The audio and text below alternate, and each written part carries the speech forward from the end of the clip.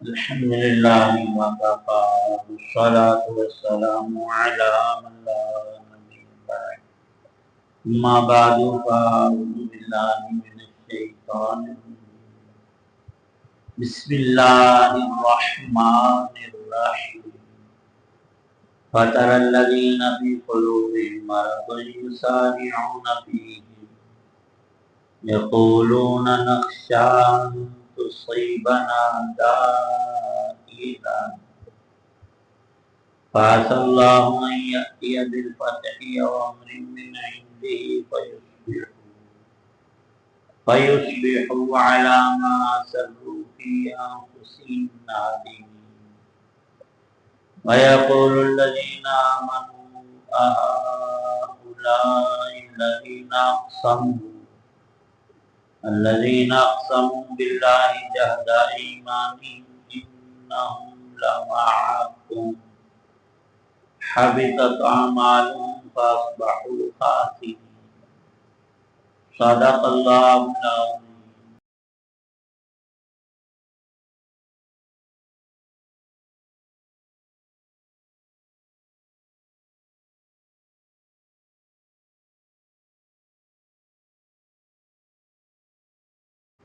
چنانچہ جن لوگوں کے دلوں میں منافقت کا روگ ہے تم انہیں دیکھتے ہو کہ وہ لپک لپک کر ان میں گھستے ہیں، کہتے ہیں ہمیں ڈر ہے کہ ہم پر کوئی مصیبت کا چکر آ پڑے گا، لیکن کچھ بعید نہیں کہ اللہ مسلمانوں کو فتح عطا فرمائے یا اپنی طرف سے کوئی اور بات ظاہر کر دے، اور اس وقت یہ لوگ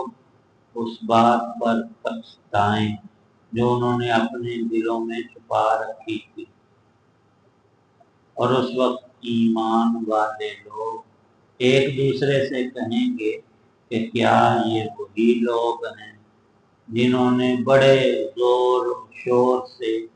اللہ کی قسمیں کھائی تھی کہ وہ تمہارے ساتھ ہیں، ان کے اعمال غارت ہو گئے اور وہ لوگ نامراد ہو کر رہے۔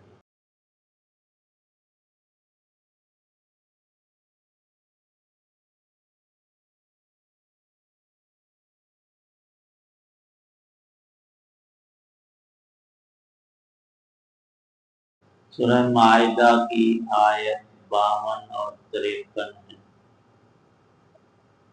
اللہ تعالی شانہ نے اہل ایمان کو یہود و نصارہ اور تمام کفار سے دلی دوستی لگانے سے منع فرمایا اور اس کے مضر اثرات کو ذکر کیا۔ اب ایک وہ گروہ جنہوں نے دنیا کے مفاد کے لیے بظاہر اسلام لائے، دل میں کفر رکھا، جن کو منافقین کہا جاتا ہے۔ رسول پاک صلی اللہ علیہ وسلم کے زمانے میں مدینہ کی اس پارٹی کا سرگنا عبداللہ ابن ابی سلول نامی ایک شخص تھا۔ اس کو بڑا ہی حسد اور جلن اور اڑن دلی طور پر بغض تھا۔ سب مسلمانوں، صحابہ کرام اور رسول کریم صلی اللہ علیہ وسلم کی ذات اقدس ظاہر ہے جو اللہ کے سچے نبی کا دشمن ہو تو وہ رب کا دشمن، اور رب کی دشمنی مول لینا یہ میری بربادی اور ہلاکت، دنیا آخرت کا خسارہ اور ٹوٹا۔ اللہ تعالی شانہ نے ان لوگوں کے کچھ کرتوت ذکر فرمائے ہیں۔ فرمایا کہ ان کے دلوں میں کفر اور نفاق منافقت کا روگ ہے۔ ایک بیماری جسم کی ہوتی ہے اور پھر اس کے آگے اقسام ہے، کوئی چھوٹی بیماری ہے، کوئی بڑی۔ کسی سے انسان کے معدے کو تکلیف ہے، کسی بیماری میں سر درد ہوتا ہے، کسی میں اور کچھ گردوں کی تکلیف ہے، لیکن کینسر کی بیماری کو پورے جسم میں شرائط کر کے انسان کو تڑپا کر مار دیتی ہے۔ یہ جو منافقت کا روگ ہے، اندر کا چھپا کفر، یہ کینسر سے بھی بدتر ہے۔ اللہ تعالی شان ارشاد فرماتے ہیں کہ ظاہری لفظ ان کے بڑے پرکشش، لیکن جو ان کا مطلب اور معنی وہ اپنے اندر چھپا کر رکھتے تھے وہ بڑا ہی گھنونا اور زہریلا تھا۔ کہتے یہ تھے کہ نخشا ان تصیبنا دائرۃ، مسلمان کہتے یار جب تم نے کلمہ پڑھا ہے تو ان یہودیوں اور کافروں سے دوستانہ تمہارا کیسا، مسلمان ہو کر ادھر جاتے۔ تو کہتے تھے کہ دیکھو نا دنیا کے حالات میں یہ لوگ ساہوکار ہیں، تاجر ہیں، مالدار ہیں، کہیں قحط پڑ جائے تو مال کی کمی بیشی تو ہم نے ان سے قرض لینا ہوتا ہے اور ان کی مدد ہمیں درکار ہوتی ہے، اس لیے ہم ان سے رابطہ ضابطہ رکھتے ہیں۔ یہ بات تو مسلمانوں کو کہتے ہیں، لیکن در حقیقت در پردہ انہی لفظوں کا ایک اور مطلب جو ان کے اندر شرائط کیا ہوا تھا وہ یہ تھا کہ نخشا ان تصیبنا دائرہ، جملہ وہی ہے کہ کہیں مسلمان کسی جنگ میں ہار جائیں اور نعوذ باللہ نیست و نابود ہو جائیں تو ہم کدھر جائیں گے؟ ظاہر ہے یہ ان کی سب سے بڑی منافقت، کہلاتے مسلمان ہیں اور ہیں کافر، اور کافروں سے رابطہ ہے اس امید پر کہ مسلمانوں کو شکست ہوگی اور ان کا نام و نشان بکے گا تو ہم پہلے ہی ان سے ہماری دوستی ان سے فائدہ اٹھائیں گے، ان میں جا ملیں کھلم کھلا۔ اللہ پاک ارشاد فرماتے ہیں ان بد قسمت محروم اور قسمت لوگوں کی قسمت کے اندر نہ ایمان ہے، نہ دنیا کی عزت ہے، نہ مال منال ہے، رب رسول کی دشمنی انہیں لے ڈوبے۔ جیسے فرعون غرقاب ہوا پانی میں، یہ ضروری نہیں ہوتا کہ اللہ ہر دشمن کو پانی کے اندر ڈبوئے، اللہ چاہے تو یہاں خشکی پر زمین کو پھاڑ کر اس کے اندر اتار۔ وہ جو قارون کا واقعہ قرآن پاک میں آیا ہے، اس ظالم نے اللہ کے پیغمبر کو ستایا، تہمت لگائی۔ موسیٰ علیہ السلام کے بارے میں مجمع میں ایک فاحشہ عورت کو لا کر کہ جب موسیٰ علیہ السلام گناہوں کا ذکر اور سزاؤں کا اللہ کے غضب کو بیان کریں اور زنا کے بارے میں کچھ فرمائیں تو تو نے کھڑی ہو کر کہنا ہے کہ نعوذ باللہ موسیٰ نے میرے ساتھ زنا کیا، اور اس کو پتہ نہیں 10,000 دینار سے کتنی بڑی رقم کو کہا کہ تمہیں دی جائے گی۔ موسیٰ علیہ السلام بیان کر بنی اسرائیل کا بڑا مجمع ہے اور وہ عورت کھڑی ہو گئی۔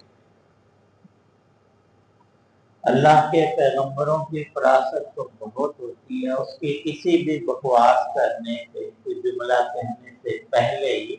موسیٰ علیہ السلام نے اس کو رب کی قسم دلائی کہ تو جو کچھ کہنا چاہتی ہے اللہ کو حاضر ناظر سمجھ کر رب کی قسم اٹھا کر تو نے کہنا ہے۔ وہ تو بیچاری کانپ گئی، اسے وہ فیس پیسہ تو بھول گیا، اس نے صحیح بات کر دی کہ قارون نے اتنی رقم کے عوض میں مجھے یہ الزام لگانے کا کہا۔ موسیٰ علیہ السلام جلالی پیغمبر ہیں، اے اللہ اس ظالم کو زمین میں دنسا دے۔ اللہ نے فرمایا کہ ٹھیک ہے، جیسے میرا پیغمبر ہے، تو زمین کو آرڈر دیا کہ اس کو سب لوگوں کے سامنے، اکیلے کو نہیں، جس چیز پر یہ اتراتا ہے نا، مال و دولت پر،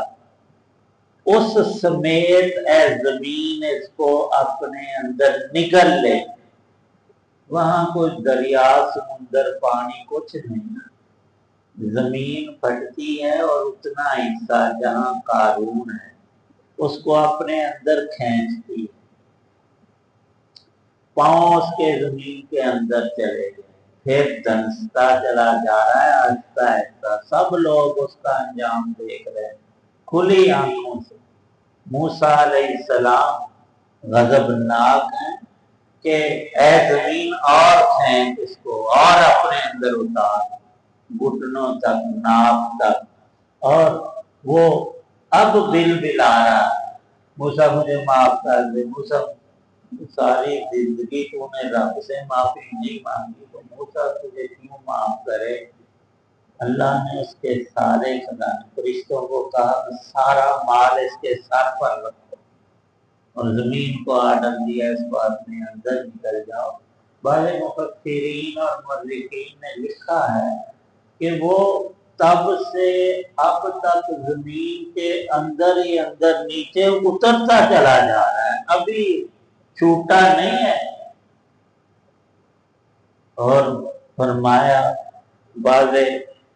اہل اللہ نے کہ اس کے زمین کے اندر دھنسنے کی ایک گونج بھی ہے۔ اے مسلمان، تو نے اگر اس کے دھنسنے کی آواز کو سننا ہو تو ایسی جگہ پر جہاں یہ پنکھوں کی، لوگوں کی، جانوروں کی، چڑیوں کی آواز نہ ہو، بالکل خاموشی ہو، پھر ذرا آنکھیں بند کر کے نا کانوں کو لگا، آواز سننے کی کوشش کر، تجھے ایک گونج سنائی دے گی، تیرے کانوں میں ایک خاص آواز آئے گی، وہ اس بدبخت قارون کے زمین میں دھنسنے کی ہے۔ اللہ نے دو آیتوں میں ارشاد فرمایا، اللہ کا رسول سچا، اللہ کا دین سچا، مسلمان سچے، تو ان کی رب مدد کیوں نہیں کرے گا؟ جو تمہارے دماغوں میں بات پک رہی ہے نا کہ یہ ہار جائیں گے، شکست مٹا جائیں گے، وہ رب نہیں ہونے دے گا۔ 2-4 سالوں میں ان ذلیلوں پر، یہودیوں پر ذلت طاری ہوئی، بہت سے قتل ہوئے مدینے کے اندر، اپنی شرارتوں کے سبب جلا وطن ہوئے، پھر دنیا میں خار ہو کر رہ گئے، اور جو ان کے دوست منافقین تھے وہ اب آنکھیں پھیر پھیر اٹھا اٹھا کر دیکھ رہے ہیں کہ ہم نے کیا سوچا تھا ہوا کیا، اور اگلے ہی سال مکہ فتح ہو گیا۔ رسول پاک صلی اللہ علیہ وسلم کے ساتھ 1,00,000 سے زیادہ انسان حج کے لیے جا رہے ہیں، اور ان کے سارا سوچا وہ منصوبہ، وہ سوچیں، سب اللہ نے دنیا میں عدالت کر کے ارشاد فرمایا کہ انہوں نے جو کام کیے تو اس کی چھوٹی سی سزا اللہ نے دنیا میں دے دی چکھنے کے لیے، اور اصل عذاب ان کا موت اور اس کے بعد آخرت اور دوزخ میں ہوگا۔ یہ قرآن میں رب کا فیصلہ ہے ہر اس شخص کے لیے کہ جس کے اندر کفر بھرا ہوا، رب رسول کی دشمنی ہو اور شیطان کی پیروی کرتا ہو۔ اللہ پاک ہم سب کی حفاظت، ایمان ہمیں کامل نصیب فرمائے، پورا عطا فرمائے۔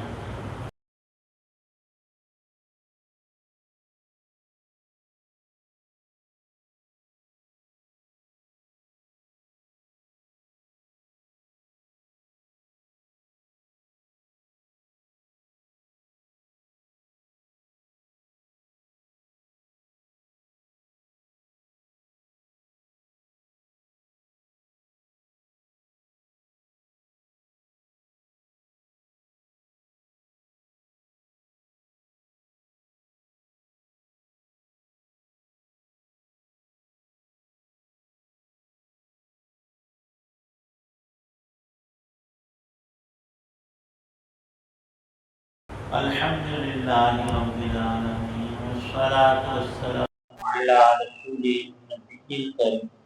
یا اللہ کا سب بیماروں کو تندرستی عطا، روزوں کو قرض سے نجات عطا، تمام پریشانیاں دور کر، اپنے حضرات دعا میں موجود سب کی نیک دعاؤں کو قبول، صلی اللہ تعالی وسلم محمد وعلی آلہ وصحبہ وسلم۔ آمین۔